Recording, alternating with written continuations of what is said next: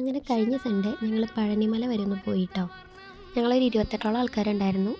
Bus book ചെയ്തിട്ട് തന്നെയാണ് പോയത്. അപ്പോൾ അങ്ങനെ ബസ്സിൽ നിന്ന് നേരെ ഡയറക്റ്റ് ഇറങ്ങിയപ്പോൾ തന്നെ ലൈറ്റായിട്ട് ഫുഡ് കഴിക്കാനായിട്ടും കയറി. അങ്ങനെ ഒരു 11:30ഓട് കൂടിയിട്ട് ഞങ്ങളവിടെ എത്തി.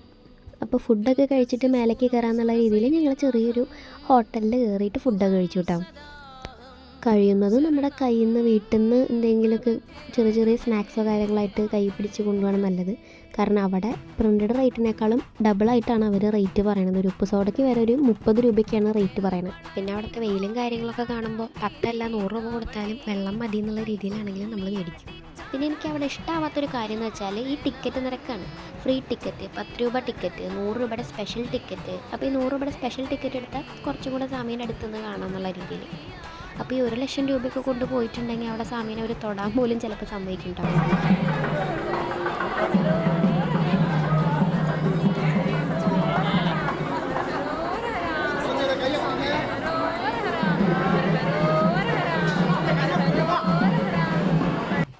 അങ്ങനെ തങ്കത്തേരൊക്കെ കണ്ട് പഴനിമലയിൽ ഇറങ്ങാൻ നിൽക്കണം കേട്ടോ.